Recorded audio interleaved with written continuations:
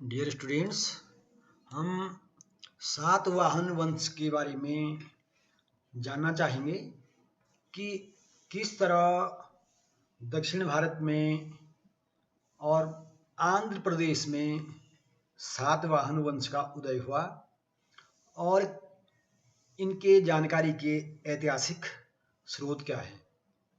सातवाहन वंश को पुराणों में और साथ ही साथ विभिन्न ऐतिहासिक ग्रंथों में आंध्र सातवाहन वंश कहा गया है। अर्थात सातवाहन वंश को कई विद्वानों ने या कई ग्रंथों में आंध्र वंश नाम से भी इस वंश का उल्लेख किया गया है। जैसे कर्ण और शुंग वंश के शासक ब्राह्मण थे, उसी प्रकार सातवाहन वंश को भी ब्राह्मण माना गया है कि सातवाहन वंश के शासक भी मूलतः ब्राह्मण थे। इनकी जो जानकारी के स्रोत हमारे पास हैं, उनमें से मुख्यतः जो उपलब्ध स्रोत हैं उनमें पुराण मुख्य ग्रंथ हैं, जैसे मत्स्य पुराण, ब्रह्मांड पुराण, वायु पुराण तथा विष्णु पुराण। साथ ही साथ सातवाहन वंश के जो शासक हुए, उन शासकों के दरबार में गुणाढ्य जो विद्वान हुए, तो गुणाढ्य द्वारा रचित बृहद कथा से भी सातवाहन वंश के बारे में जानकारी प्राप्त होती है। और इसी प्रकार सातवाहन वंश का एक प्रसिद्ध शासक हुआ हाल। तो हाल के समकालीन एक विद्वान हुए हैं और उनकी रचना है लीलावती। तो लीलावती से भी हमें सातवाहन वंश के बारे में जानकारी प्राप्त होती है।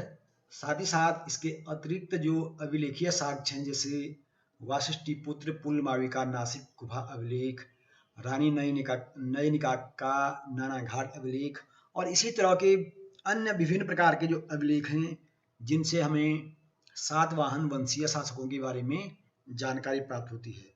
साथ ही साथ विद्वानों ने इस सातवाहन वंश के बारे में शोध जो किया है, उसके आधार पर बड़े पैमाने पर इनके सिक्के प्राप्त हुए हैं और इन सिक्कों का अध्ययन थॉमस रैप्सन, कनिंघम, भगवान लाल इंदिराजी आदि विद्वानों ने किया है और उन्होंने ये पाया है कि सातवाहन वंश का नाम आंध्र वंश भी कहा गया है। साथ ही साथ पुराणों में जो इनके बारे में जानकारी प्राप्त होती है, तो पुराणों के अनुसार इस वंश में लगभग 30 राजा हुए और जिन्होंने लगभग 400 वर्ष शासन किया।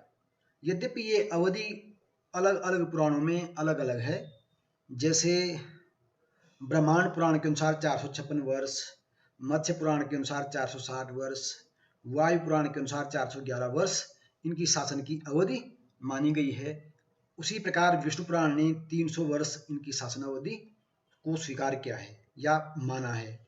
जैसे मैंने कहा कि कई अभिलेखों में और पुराणों में जैसे इन्हें सातवाहन और साक्षात आंध्र जातीय भी कहा गया है।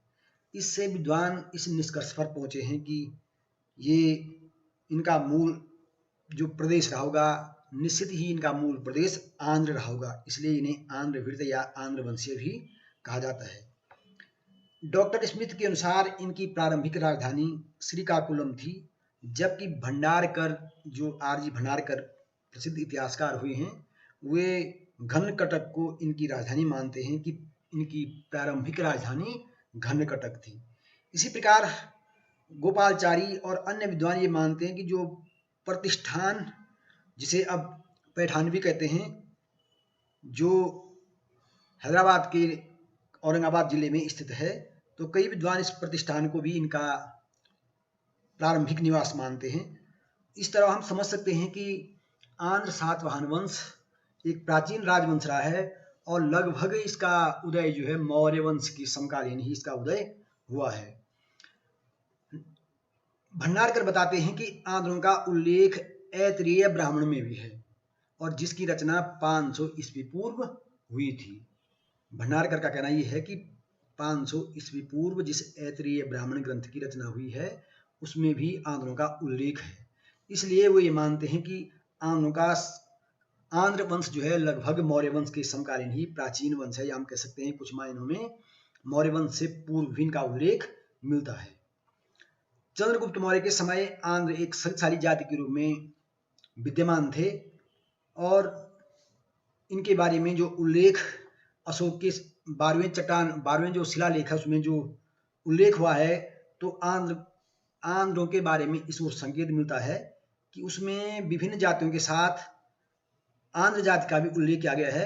जैसे उसमें लिखा गया है कि योन, कंबोज, नाभितियों के नाभक, भोज और पिटनिक जातियों में, आंध्र और पुलिन जातियों में सब जगह सभी लोग महाराज द्वारा घोषित पुण्य धर्म का अनुसरण करते हैं। तो अशोक के अभिलेख से भी हमें यह तथ्य ज्ञात होता है कि उस समय भी आंध्र वंशीय शासन या आंध्र वंशीय कोई क्षेत्रीय राज्य निश्चित ही विद्यमान रहा होगा। इस तथ्य को स्मिथ, गोपालचारी ये विद्वान भी स्वीकार करते हैं कि आंध्रों ने लगभग 460 वर्ष या 460 वर्ष के आसपास शासन किया, और इनकी संख्या लगभग 30 के आसपास वो स्वीकार करते हैं। इस तरह हम समझ सकते हैं कि आंध्र वंशीय जो राजा शासक हुए, उन्होंने मौर्य काल के मौर्य वंश के समय ही लगभग उनका उदय हुआ, और इस वंश का जो प्रथम शासक था सिमुक को सातवाहन वंश का संस्थापक भी माना जाता है, और लगभग 235 ईस्वी पूर्व से 212 ईस्वी तक सिमुक ने शासन किया, और इस प्रकार सिमुक ने 23 वर्ष तक शासन किया। इसके बाद जैसे पुराणों में इस तरह उल्लेख मिलता है कि आंध्र, सिमुक और उसके सहजातीय लोग सुशर्मा के सेवक कर्णवायुनों और सुशर्मा पर आक्रमण करेंगे, मानी अर्थात इन्होंने सुशर्मा और कर्ण जाति पर आक्रमण किया। क्योंकि पुराणों की एक शैली ऐसी रही है लेखन की कि जैसे वो भविष्य की घटनाओं का वर्णन कर रहे हैं, लेकिन विद्वानों का मानना है कि वे भविष्य की घटनाओं का वर्णन नहीं, बल्कि पूर्व में जो घटनाएं घटित हुई हैं उनका वर्णन कर रहे हैं, और उनकी शैली इस तरह की है जैसे कि वो भविष्य की घटना का वर्णन कर रहे हों। तो इस तरह सिमुक के बारे में पुराणों में जानकारी मिलती है। जैन परंपरा के अनुसार यह माना जाता है कि सिमुक ने जैन और बौद्ध दोनों धर्मों के मंदिर बनवाए, किंतु बाद में वे मानते हैं कि अपने शासनकाल के अंतिम वर्षों में सिमुक अत्याचारी बन गया था, और परिणाम स्वरूप उसको गद्दी से उतार दिया गया, और तत्पश्चात उसका छोटा भाई कान्हा या कृष्ण राजा बना, और उसने लगभग 212 ईस्वी से 195 ईस्वी तक शासन किया। लगभग 18 वर्ष तक कान्हा या कृष्ण ने शासन किया, और उसने भी अपने बड़े भाई की विजय नीति का अनुसरण किया और शांतिपूर्वक शासन व्यवस्था चलाई, और नासिक तक उसने अपने साम्राज्य का विस्तार किया। तत्पश्चात सातकर्णी प्रथम शासक बना। पुराणों के अनुसार यह कृष्ण का पुत्र था, परंतु गोपालचारी मानते हैं कि वह सिमुक का पुत्र था। उसने केवल 9 वर्ष शासन किया, लेकिन फिर भी उसने 9 वर्षों में ही बहुत से कार्य किए, जिस कारण उसे इतिहास में महत्वपूर्ण स्थान प्रदान किया जाता है। उसकी रानी नयनिका थी, जिसे मैंने कहा नाना घाट में जो नयनिका का अभिलेख मिलता है, उस अभिलेख से हमें सातवाहन वंश के बारे में विस्तृत जानकारी प्राप्त होती है। नयनिका ने सातकर्णी के बाद शासन सूत्र संभाला, और अपने पुत्रों की संरक्षिका के रूप में उसने शासन किया। उसने सातकर्णी प्रथम ने जो अपनी मृत्यु से पूर्व मालवा पर तथा विदर्भ पर विजय प्राप्त की, और उस समय जो यूनानी आक्रमणों के समय अव्यवस्था फैली थी उसको भी उसने दुरुस्त करने का प्रयास किया। सातकर्णी प्रथम के बारे में उल्लेख मिलता है कि उसने 2 अश्वमेध यज्ञ किए और 1 राजसूय यज्ञ संपन्न किया।